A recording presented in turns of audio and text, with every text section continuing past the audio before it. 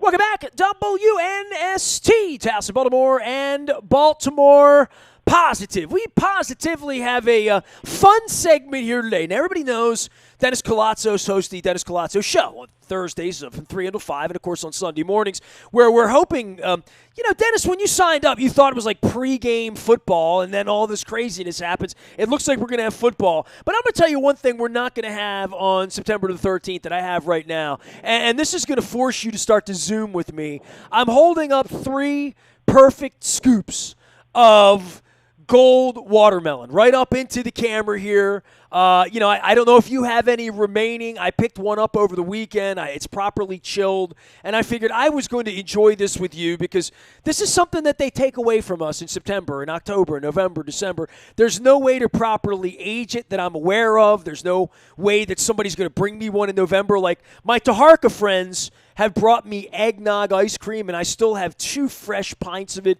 left from last year. Still fresh because they've been frozen. But you can't freeze gold watermelon. You only get that now. So I'm holding that up just to make you jealous that if you pull this up like in January when the Ravens are hosting playoff games, you can say we can have a lot of things, including a socially distanced parade, but we can't have gold watermelon only in the second week of August. Can you have this deliciousness? So I'm going to enjoy it. How about that? Each season, each time of the year has its own beauty. I grilled up some white peaches and yellow peaches and brown sugar and butter. Made a nice sauce out of those. Put them over some pancakes, some French toast that was stuffed with cream cheese and confetti sugar, and just had a ball. I'm going to post that on my Twitter account here in a few minutes. So there's nothing like fresh fruit this time of the year. It's ripe, it's sweet, it's delicious. It's adult candy, right? It's candy for adults, and we indulge in it, and we enjoy it so much right before the kickoff of our football season, right? Well, I mean, in addition to Chicken Palooza, I mean, I am. I'm merging my brands with Baltimore Positive and NST. I've got the hats out, and I've been doing different stuff here and trying to have some fun here this summer. What is going on in your world? Like, what I have really been on a sports feast after being in a sports desert, right? I have had the games on. I have worked through it. I've sort of famously gone through every Baltimore Positive episode to push it to the right room in the new house that we're building for the new website that I've been promoting for everybody. But more than that, there's been like hockey game on at noon, basketball game on, baseball. Now, I have not participated in like Sports Center. I have not watched any movies. I've watched some music, some concerts here and again. And I'm building a YouTube channel now that's going to be much more integrated for everything I'm doing. But other than doing what you're doing, like figuring out cool ways to eat my peaches and my watermelon, I have watched the Orioles play. I have watched Ben McDonald become a really good broadcaster. I'm not so much sold on the rest of it. I'm trying to figure the baseball thing out. I'm waiting on the football thing. And the football thing for me, like, when it gets here in a couple of weeks and they actually play and I'm not subjected to preseason games, although that's how I discovered the gold watermelon, as I've told everyone, which is just Dennis, is unbelievable. Like, I can't believe that more people don't know about gold watermelon as I sit here and eat it, and this honey-laced sort of thing that I'm doing. But football's going to be like the dessert for all of this if they actually get here and play. And I know, look, you've waffled a little bit on this, but you were much more on the train of them playing and thinking about it in real terms like they're going to play. They're out there practicing now, and they're testing, and guys are popping dirty, and they're getting rid of them, and they're doing all the things that they're supposed to be doing. The reality that like 3 or 4 weeks from now we're going to be sitting around probably at home watching. I mean, I don't know that the Ravens are really going to open their place. None of the other stadiums seem to be wanting to open, but probably watching this on TV in the way that I'm watching the Caps get their ass kicked. And Sunday afternoon, I had to go back and forth. So, Dennis, we went 6 months without anything other than, like, Michael Jordan videos, right, in Korean baseball. Now, like, I've got to go back and forth between a baseball game that sort of feels like it matters, right, and Scherzer's pitching, and a hockey game that's a legitimate playoff game that my pal Barry Trotz is up in Toronto sitting in a bubble. I mean, all of this is very Rod Serling, to borrow from our childhood, right? No, it's all good stuff. Look, I took in some UFC fights over the weekend. Been watching the O's play some ball. Now we got the banter of the training camp between the football teams. And the nice thing during the off season, not only did we get to see Michael Jordan documentary, but also Alex Smith. I don't know if you saw that 30 for 30, and to see this quarterback come back and to watch the video of his wife and kids popping champagne corks all around him. Joe Theismann said that he is the comeback player of the year already for the NFL, and I couldn't agree with you more. So the storylines are abundant as we start to delve back into the wide world of sports that we love so much, no matter what we're looking at. I've had a long relationship with Mike Nolan. He used to do Monday mornings when he was the defensive coordinator here. I remember meeting him in the commissary after the Ravens won the Super Bowl. Marvin Lewis, I was right in Purple Rain 1. And Marvin and I were just like walking through the old building, the old police building, the old Baltimore Colts building. And he turned and introduced me to Mike Nolan, and I had no concept of what Mike Nolan would look like, And, literally there were, machines with potato chips in them, literally, right? Probably what your commissary looked like 20 years ago at the car dealership, right? So I think we've all evolved a little bit. Certainly the Ravens have evolved into a whole, cafedinatarium, It's incredible what it used to look like, that Aaron Wilson would be sitting there eating potato chips and there were Bruce Cunningham posters on the wall. It was crazy. But so I get introduced to Mike Nolan, and I create this relationship with Mike Nolan. And he coaches here a couple years, and he leaves to become the 49ers head coach. And I distinctly remember, and I found the pictures recently, Mike Nolan became the 49ers coach, and my wife and I were in San Francisco, called Mike and Kathy. They picked us up at our hotel. He had navigation on his car, and I had never seen that before. So we're talking, what year are we talking? What year was Alex Smith drafted? Is that 8, 7, 8? 6, 7, 8. What year was Mike Nolan wearing the suit? I'm going to look it up, yeah, but I can tell you when it was. I know I'm going to have it for you here because I'm out on the entry web. So 05. Oh my God, it was a long time ago, right? So in April of 2005. We went out to dinner at Tommy's Mexican restaurant, and Julio's been a part of my life forever. If you've been involved in my life, Julio and I have been all over the world together, and Julio's been to the Super Bowl with me in San Francisco and sat in on the show and has been a part of my Give a Spit and was in Tokyo with me last year. Julio has this incredible restaurant, and we took Mike Nolan. I've taken 2 sitting NFL head coaches into his restaurant. I took Mike Nolan in there as the head coach of the 49ers, and I took Jack Del Rio in there as the head coach of the Oakland Raiders, and neither one of them got recognized. Can you imagine? I sat in there for 2.5 hours. Mike Nolan and Kathy, we closed the place down about a week and a half before the draft. So it was mid-April, and Mike sat there and extolled the virtues to me privately of what kind of a person Alex Smith was, and that's what he was looking to do in his franchise, right? That's the kind of person that he needed to bet on to lead his franchise.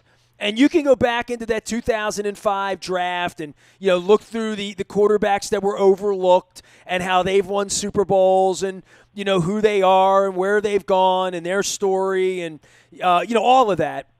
But I'll never forget that part of it. That night Mike Nolan sat there and said, "I'm going to bet my career on this guy."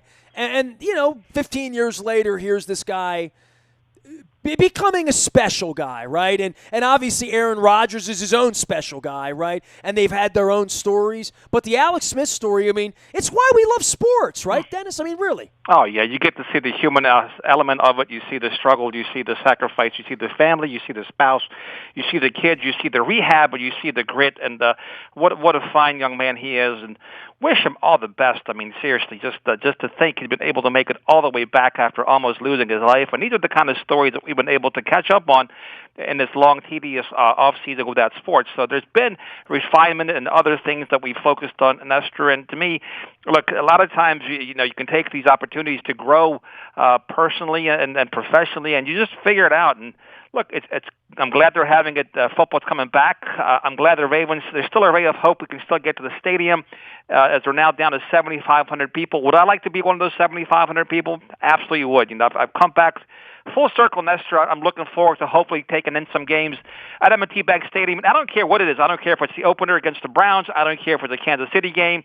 I don't care if it's the most nondescript game of the season. Even with the Bengals, I get to see Joey Burrow, and see what he can do in the NFL. But I'm ready to go to the stadium, and I'm ready to cheer our Baltimore Ravens. Well, I really do want to give kudos to the Ravens for turning me on to the gold watermelon. Dennis, this watermelon's so juicy, I just dumped it all over me. It's in the bowl, and I'm having to sip out the watermelon juice here. You know what it tastes like? It's so sweet. Do you remember Snowball Joe coming through the neighborhood with the snowballs? Oh. We got Icy Delights and yes. The beautiful ladies down here, the Ice Dreams that have had their issues now, over Nestor, the weekend. What was the least amount of money you can buy Snowball back in the day? How many cents did you have to spend? Was it 5 or 10? No. I'm thinking the cheapest Snowball. Come on, you're not that old. Oh, you're going to tell me you in walked in snow. In my neighborhood, a nickel would buy you a small Snowball back in 1973. What? Yep, 5 cents.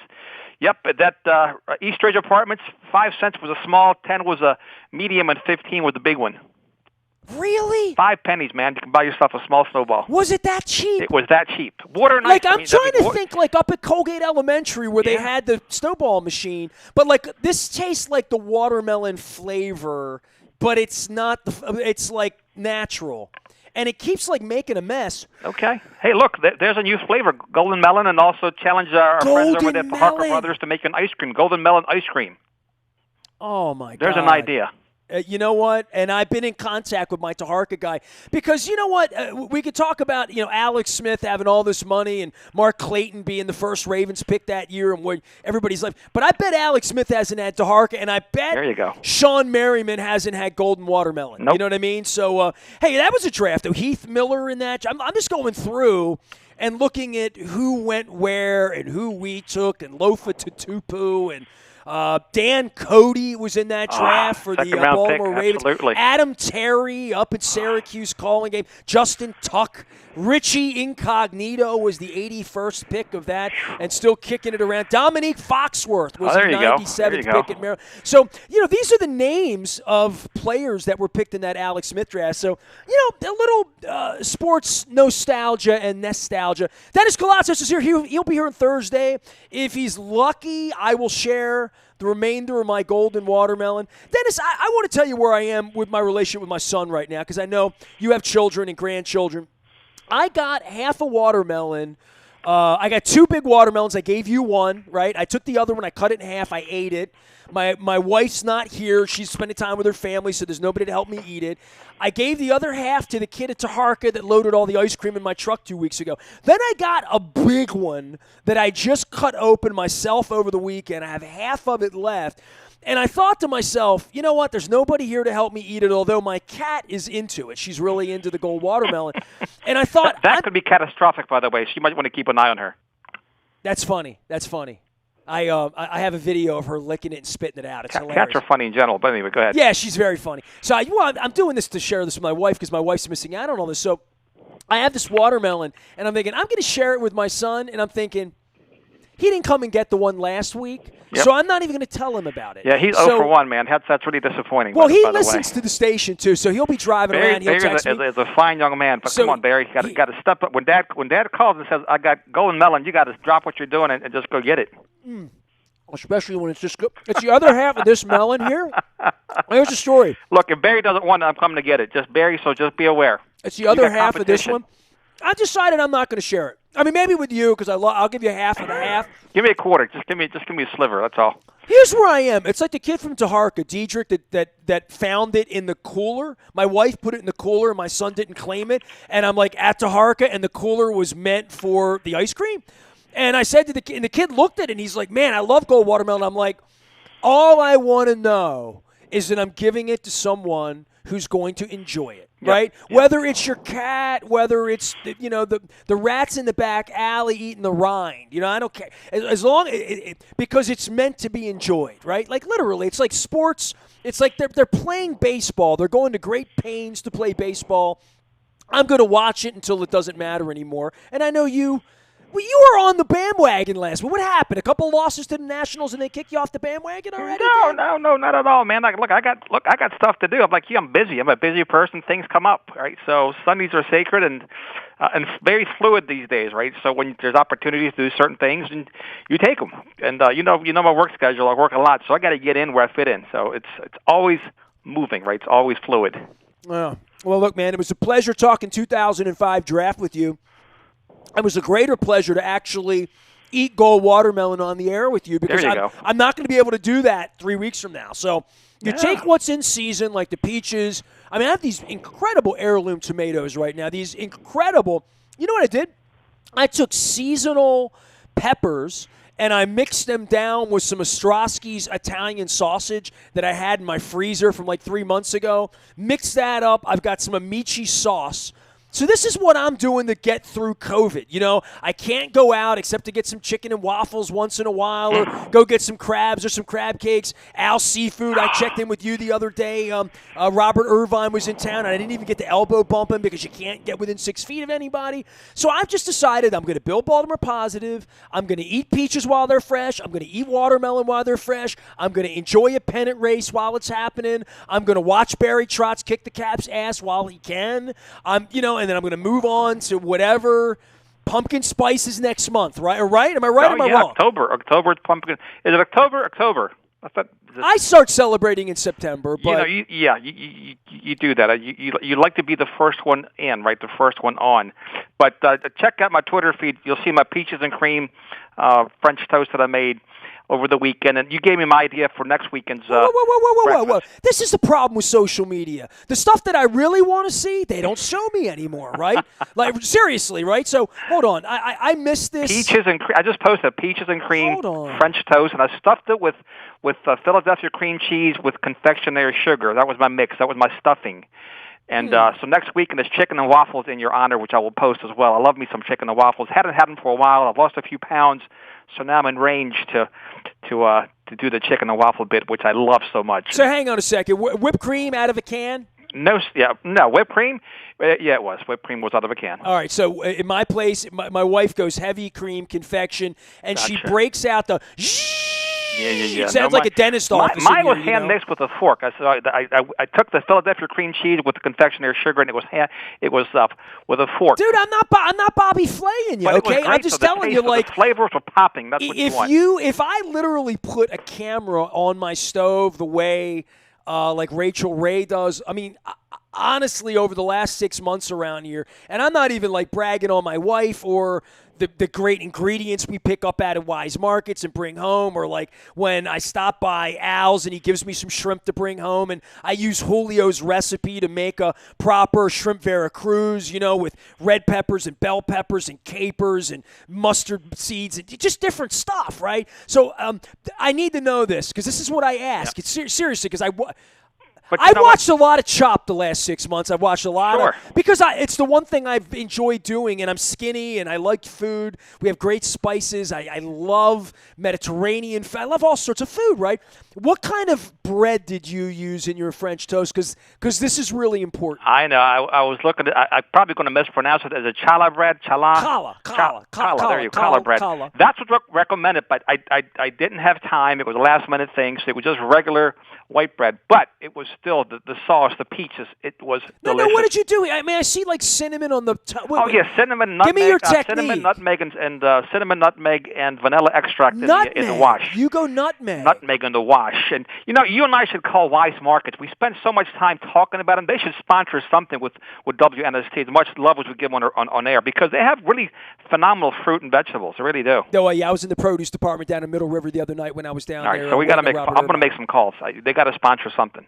All right. Well, This Friday, look, I would eat your French toast. I mean, you would and I love it. wouldn't say, I wouldn't get all Gucci and say, was it special challah? Did you see the picture? The picture doesn't. It was really, really good. It was a really good effort. Well, the fresh peaches right off the bat, that's going to tell me that. And I'm looking at whatever you're doing with the cream. I'm not a big cream cheese guy. Yeah, I'm not a big cheesecake guy. But the white and the yellow peaches really worked well. It really did. It was amazing. Did you go brown sugar? I see that. Brown sugar and butter, man. It was just. See, what I would do, I use this. I use coconut palm sugar. Okay. And I use that in my coffee. When I do the Rofo coffee in the cold roofing mug here every day, okay. I use coconut palm. My wife saw this 10 years ago, and I buy a bag of it for $6 and it lasts 3 months. You know what I mean? Gotcha. Like I use a teaspoon in my coffee. It's better for me. We have baked with it, but we don't bake much. I tend to get my goodies from like professionals. I have this incredible European bakery on Sunday that makes these just delicious Czech desserts with sort of a honey graham flavor to them. I love Korean and Asian desserts and South American desserts. But this month, and I don't put all this up, Dan. Can I go local on you for a minute? Can you and I talk for a minute about, because this isn't about sponsors. This is just serious business. And do you love peaches, right? Yeah, I love peaches. Absolutely. All right. I've got a thing for what they call in East Baltimore peach cake. But I call it peach bread because I prefer it as a bread than to a cake. So if you want to take the tour around Baltimore, this is almost like the official thing I should be doing because I do this sort of privately and I don't promote generally businesses that don't, partner with us. But I have such an affinity for peach cake and peach bread. And I want to tell you the first place that I got it was on Conklin Street at Bank. And this is Eastern Avenue, right in Highlandtown, at Hone's Bakery. Are you familiar with Hone's on the corner there? Yeah, absolutely. Okay, so I've been getting peach cake there for 10 years, okay? And I didn't realize other places had it. It's more like a Danish. It's a little more cakey than it is bready, if that matters. Then I was turned on to a place up in Cockeysville, and I think you could appreciate this. It's called Simon's Bakery.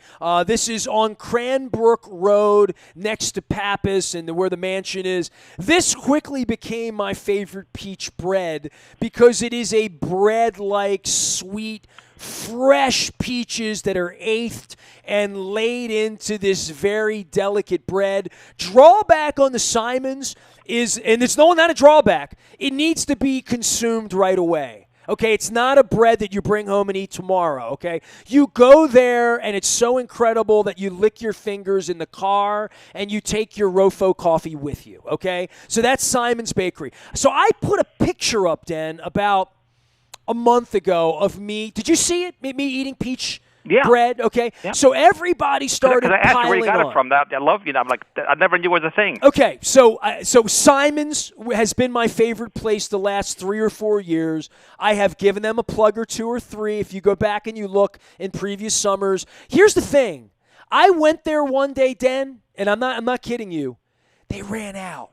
And once I started promoting it and they ran out, I said, you know what? I mean, I drove to Cockeysville to get it, and it was good. I went over to the Pennsylvania Dutch Market, and I got my favorite. They do a special maple bacon donut over there that I love, so I got that. I love the pumpkin roll. So I went elsewhere, but peach bread lasts about 10 weeks, okay? And we are in maybe week 7 or 8 right now, and so my wife and I have covertly been running around town and sampling peach bread. So can I give you a northeast? Because this is your side of town. So if I said to you the Woodley Bakery, would you know where that is? Oh, absolutely, though. Bel Air Road. Right in front of what used to be the Hacienda, and my dear friend Phil Forrester would say dinner and a movie across the street. And, of course, the Earl was playing, a different kind of cinema at that point. But the Woodley Bakery legendarily has peach cake that Jamie Costello promoted, okay? So I went in quietly on a Sunday, and I picked up And it's delicious, right? I mean, there was a little line, and they had other delightful things. I've been in there before. I actually shopped in there to look for a wedding cake back when I got married in 2003. So anyway, we bought it. It was delicious. We brought it home, but much more Danishy, right? Much more on the cinnamon roll kind of feel to it as far as the way the pastry sits, right? Delicious, fresh, sweet peaches, quartered, delicious. Highly recommend it. I loved it. Then I got turned on to a place and I did not know about this place, but I did, strangely enough, because it's in the parking lot where Freddy's used to be. And it's called the Fenwick Bakery. Are you familiar with the Fenwick Bakery? I am. I was not. I have never been in the Fenwick Bakery, but I took a picture of myself, and it has this giant sign that says peach cake behind it. And when you go in there, then the peaches are as big as this scoop of gold watermelon that I'm holding up. They throw down these giant half peaches. And it's a little more expensive because you get a bigger piece and it's a bigger peach.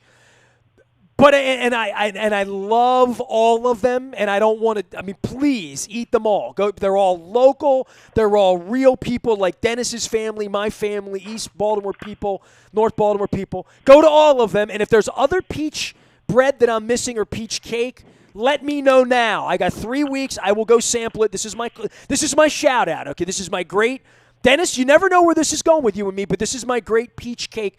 The Fenwick Bakery, I brought it home, and I ate it the first day, and it was too much, and I put it away, and I broke it out, and I thawed it out, and I heated my oven to 325 for a couple of minutes to give it some warmth, because never put this stuff in a microwave. Never do that. Never do that to pastries.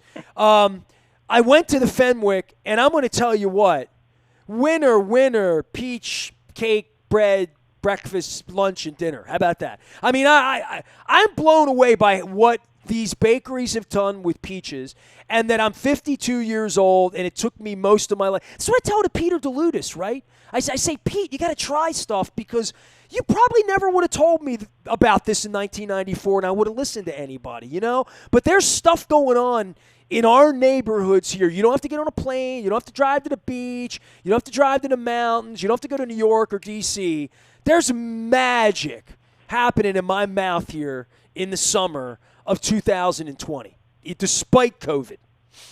Well, that's amazing. It's I give you a lot of credit for putting peach cake on my map because I never knew there was such a thing. And me, for my love of fruit and all things that are sweet, peach cake has been eye-opening, no doubt about it. I'm getting watermelon juice all over the screen. I got to clean it up. I'm not kidding you, man. Got to get you a bib. What's happened is, Dan, I took this out an hour ago, and it was chilled. And I have a big tub of it, and then I have the other half watermelon, right? And I scoop it out with an ice cream scooper, and then it sits in the juice, and it makes more juice because the weight of it, And then my wife takes the watermelon juice and, I don't know, adds vodka or rum to it at some point, right? Which is incredible.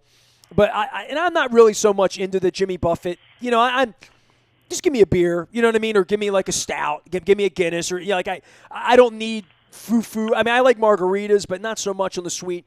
So this stuff's been sitting here, and the weight of it and the fact that it sat here, it dumped watermelon juice all down my Chicken Palooza shirt. So this is the time, and that's why I'm begging and imploring all of our listeners, Baltimore people who are landlocked, go get a snowball at Icy Delights because it's summer and you should do that. Go support local businesses. Go get fresh fruits and vegetables. Go to the farmer's market. Try peach bread, peach cake. Get some gold watermelon. Eat some Taharka ice cream. Do the things you can still do and love. Is that Baltimore positive enough, Dan? Have I brought you up today? Absolutely, man. You brought me up to speed 100%. All right. You got to go.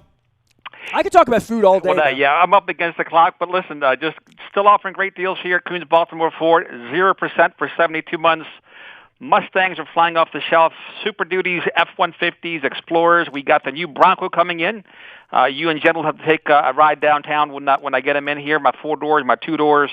Lots of great things happening at Coons Baltimore Ford. I'm going to let everybody know I went on my a peach cake rant. There you the go. First one I've ever been on. People have asked. Now you know. And you know what? Out of this rant, when this plays on the internet, 5 more places are going to pop up in like Glen Burnie or, Security Boulevard that have peach cake. Yes, sir. So I'm doing a service to all Baltimoreans. Believe me, I am. You got to keep bringing the noise. All right. Everything you do. Thursday, D. Koulatsos show, 3 until 5, Sunday mornings. It is rebroadcast. It's a little bit about peaches, a lot about football, a little bit about baseball. Sometimes there's fishing involved as well. Nasty at WNST.net finds me. You can find him out of Coons Ford Security Boulevard. And, of course, at D. Koulatsos show on Twitter. You can find me wherever summer fruit. If I could just eat more heirloom tomatoes with burrata and mozzarella. My man Ron West is having remember when Pat Santarone used to get into it with Earl Weaver? My kid is growing stuff, and I know I'm wearing my Sporticulture hat. I want to give a shout-out. My dude Court Smith brought me basil plants, rosemary, thyme, all this stuff. And I gave a bunch of it to my son. He's growing it, and it's getting on food. But we still have our basil plant here. And I am throwing, like, basil down with my watermelon and with my heirloom tomatoes that came from Walnut Springs. And I should bring the basil plant and put it behind the leg lamp in here. But big shout-out to Court for making my summer even better than it already is. Fresh ground pepper. We are WNST.net. I will talk some football. We will talk some Lamar Jackson. We are talking some Oriole baseball. Luke is doing Owings Mills. Luke is doing Camden Yards. I am merging WNST.net AM 1570, where we're calm and local, with Baltimore Positive. We'll see how it goes.